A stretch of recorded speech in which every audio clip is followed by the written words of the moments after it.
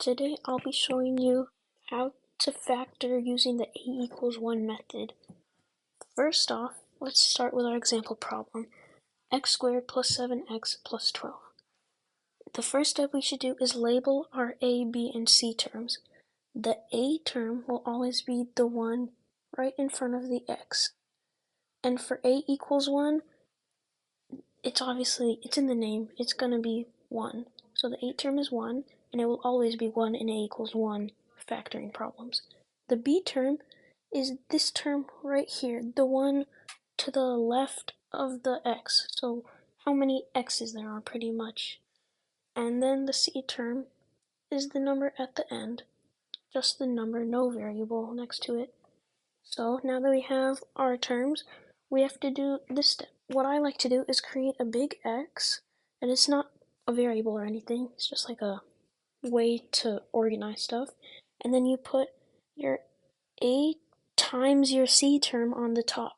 So we'll have 1 times 12, so we put 12 up there. And in a equals 1 factoring, it'll always be the c term because the a term will always be 1, and anything times 1 is itself, so you can just put the c term. But it's good to know a times c when you want to move into a is greater than 1 factoring. Then we put our b term at the bottom, so 7, and here's what we have to do. We have to find the two numbers on the sides that add up to 7 on the bottom and multiply to 12.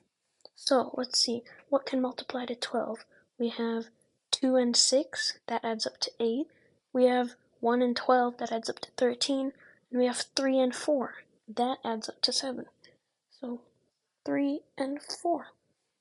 Now we can take our two numbers on the sides, these two, we can put it in a bracket, and then we have to put the variable used in the trinomial here. So if we were doing like p squared plus 7p plus 12, then it would be p at the start here. But we are not using p, we're using x. So we have to do x plus this number here, so 3, and then another one times x plus, and you probably already know, 4. So there you go, that's how you factor. And if you want to get your x-intercepts, you just have to set each bracket to 0. So we do x plus 3 equals 0, and then just do simple linear algebra, minus 3, x equals -3. Okay, pretend that's negative sign. And x plus 4, I don't really have space, but you can guess that it's x equals -4. So that's how you factor with a equals 1.